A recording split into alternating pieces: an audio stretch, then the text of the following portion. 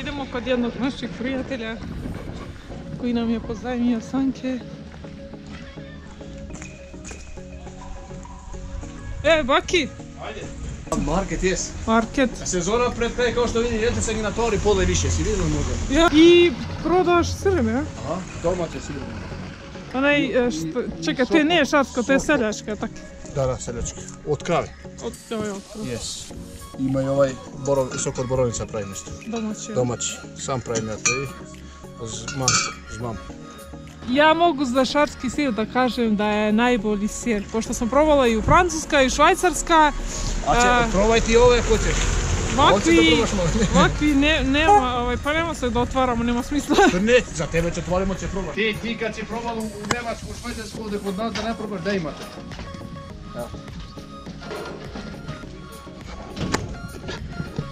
Pošto mu ako voli sirene ti, još naš? Naš. Mi za nešto smo, ne biva makar manjkamo stara, makar za sirene ako ništa drugo. Seljaci smo, treba da glumimo. Seljaci smo. Živimo u selu, ali ne u tom smislu kao neko kaže seljak. Ne, to je seljak i seljačina je druga stvar. Druga stvar, da kad imaš poštovanje, imaš kultura, imaš ovo, to je nešto drugo.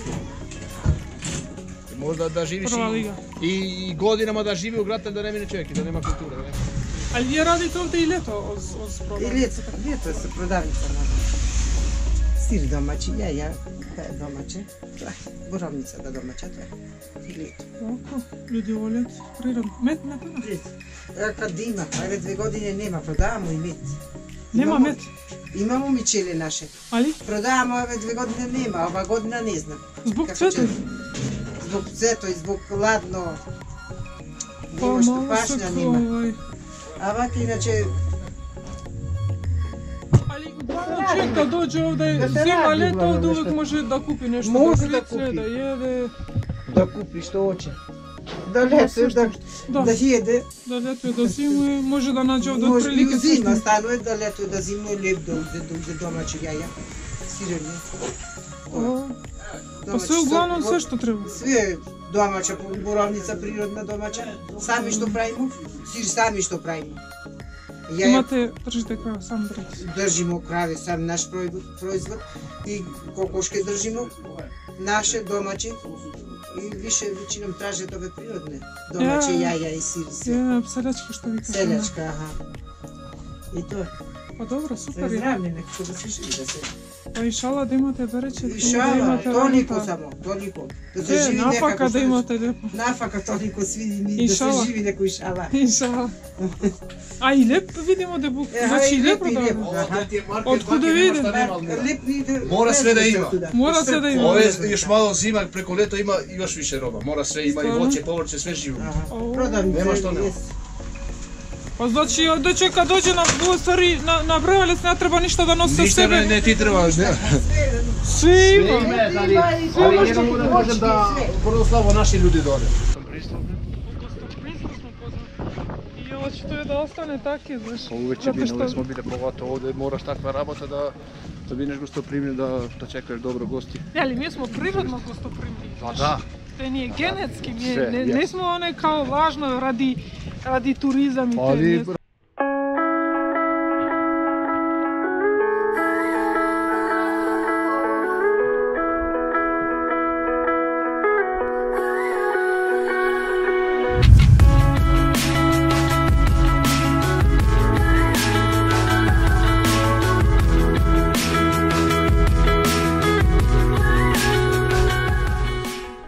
Baki je sa nama tu.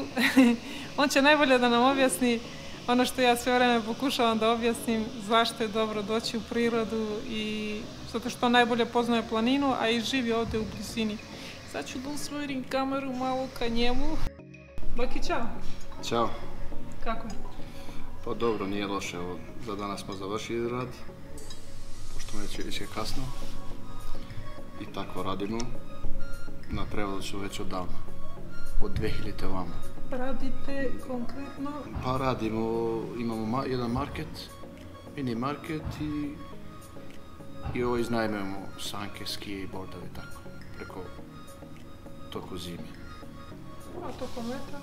Leta imamo market, znači sve prehrambene stvari što treba, što dolaze ljudi ovdje i potrebno mi je sve. Kako je posjeta ovdje tokom zime? Posjeta je odlična. Pogotovo ove godine 2017. i 2018. je bila skoro najbolja, rekordna. I odakle uglavnom ljudi dolaze? Najviše što nam dolaze turisti to su iz Albanije. Iz Albanije, jeste. Mi preko leta idemo kod nje, oni zime kod nas. Tako to ide. Znači oko 90-95% iz Albanije, svih krajeva. Znači kad kreneš od glavnog grada Tirani, sve ove druge grade da ne spominjem. I zadovoljni su.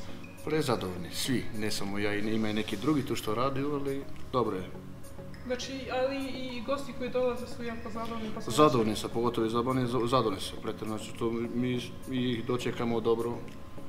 I oni su zadovoljni, znači usluga je dobra, to što im treba. Iz kojih razloga ljudi najviše dolaze? A sad zimi dolaze iz Albanije, pošto sam spomenuo, pošto dole nemaju sneg. I dolaze ovdje da se sankaju. Skijaju, interesantnog im je sneg i ovo. Što se tiče letne sezone, kad dolaze leto od maja pa na vamo, dolaze ljudi iz zdravstvenih problema, koji imaju problema recimo sa plućom, krvna slika, šećer koji ima šećer, recimo on ne može 100% da se oleće, može malo stabilizuje i da smanji. Zato priroda je priroda. Krvni pritisak. Da, priroda je priroda. Ima ovdje, ima borove, ima tamo bukva, ima vazdušna struja koje se spajaju, znači to su 3-4 struje. Onda tamo odlaze ljudi prema Bistricu, ima voda, lepota. Priroda je priroda faktički, ali ima svugdje priroda, ne mogu da kažem da ne. Svaki ko voli prirodu možda izađe gdje mu je najbliže. Ali zašto ne bi došli da posjeti Prevlast? Da. Pogotovo naš narod. Vrlo malo. Da, to sam htjela da pitam kako stojimo sa našim narodom, da li naši dolaze? Vrlo malo. Malo? Vrlo slabo. I leti i zimi. Meni je baš drago kad naiđe na nekog našeg, ali nema je. Ili u zimu kad dođe sanke pa eto čisto ne da nemaju i počasti, uzmite sanku, nema problema, vozite se. Samo dođite u što većem broju, da vas više vidimo. Da vas vidimo. Ili leti, nema ih vrlo letko neko iz dijaspore kad dođe ovdje pa da prošeta, da odmori, jer nije ovdje samo Prevlast kao Prevlast da čovjek dođe za lek, ovdje može da dođe koji je zdrav da odmori, čisto psihički da odmori ovdje bolje nego bilo gdje. I na more da ode i gdje da ode. Prevlast je Prevlast, naši Prevlast, znači Atar, Župski, Gornjesjelski, Župski, Prizren, tu ima puno naših ljudi, ali nažalost vrlo malo posjećuju. Ne znam, ja sam to razmišljala iz tog razloga, ja mislim da je to stvar navike. Ako bi krenuli da idu, ja mislim da ne bi mogli da se zaustave. To samo čovjek treba da ubaci u naviku, pogotovo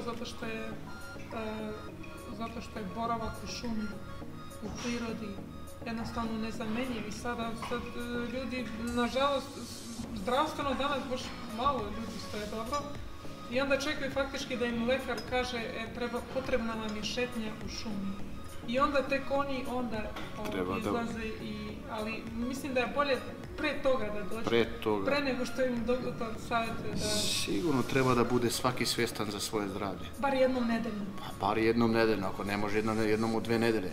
I priroda je priroda, da prošeta, da malo vazduh, čist vazduh, onda to utječe. A ne da se zatvore, da ne izlazi nigdje, recimo. I ovdje sad, recimo, mi smo u zimskom periodu, mislim nije baš ali ovdje zima je dugačka, planina je. Naši može da dolazi sa svoje sanke i ovi župe, ne mora znači ajde kod bake ili tamo ili vamo pa da platim, uzmi svoje sanke, uzmi svoje skije. Ovo je dobar teren za početnici, za mala djeca se uči da se skije. Inače, da odu gore od planine, to je malo problem. Ima sve. Ja i to umeđu vremenu kad nemam posla i to radim, kući mi. Nažalost, nema žičare, mi smo to rekli par puta i televizije bili se za neka žičara da se uradi do gore, nema ništa. Nisam ovo napomenuo što se tiče boravka, znači ako dolaze, ne mora znači da dođe jednodnevno i da se vrati. Imaju ovdje i vile, ima i moteli, trenutno ovdje da smo ovdje je naš žitelj, znači meštan iz Gornje Sela, ima jedan veliki hotel. Čisto, lepo, fino, doček dobar, sve. Ne znam drugo šta da kažem. Jer ne kažem da nema druga lepa mjesta, recimo, koji ljudi odlaze, neka idu i tamo, priroda je priroda. Ne kažem da je samo Prevladac, recimo kao što odlaze na Kopana voda tamo, planinarski dom, evo. Samo neka izlaze u prirodu. Priroda je jedno veliko bogatstvo. Treba da se čuva. Da se čuva i da se posjeti obavezno, znači to je. Sad došlo vreme, ova tehnologija ovdje, znači kad dođu u ovaj motel ovdje imaju internet, Wi-Fi, TV, zimi kad dolazi ima parno grejanje, ima uslovi tu sobu, znači ako hoće i sam da kuva, ne mora da znači došao ovdje u restoran pa da tu jede, sve je živo što kažete. Da kažemo, cene, recimo mogu da kažem do 30 evra ti je prenoćište, ne mora da znači to je da je za osobu, to je za jedna familija može, zato što ta soba ima 3-4 kreveta, zavisi koliko člana porodice su to. Za prijatelje, nekoliko prijatelja. Društvo da dođe može 3-4 osobe, 5 osobe da prenoće bez problema, zašto da ne. Fati mu se 5 evra na osobu, primjer, ako gledaju na osobu ili na krevet, zavisi kako god gleda čovjek, to ne znam. Motel, ovo ti je motel, zove se Ujete Šauret. Što bi na našinski znači zvijezde šara. Motel zove se to zvijezda. Šarska zvijezda. Šarska zvijezda, eto da popravimo. Šarska zvijezda da popravimo. Pa super, odlično. Pa može da se kaže zato što odavde se pruža fantastičan pogled. Ne znam koliko će da se vidio odavde, ali zaista, sad je malo i magla, ima i sve to, ali postoji i ta i unutra, dobro sad ovo je prvi put, ali mislim da je negdje i dovoljno ljudi da imaju taj neki uvid, da znaju da mogu i ovdje da dolaze na odmor. Nije to stvar prestiža ili šta ja znam, neke kulture. Ja mislim stvar navike i mnogo beneficije ima od toga da izdvoji neko bar jedan dan nedeljno da dolazi ovdje.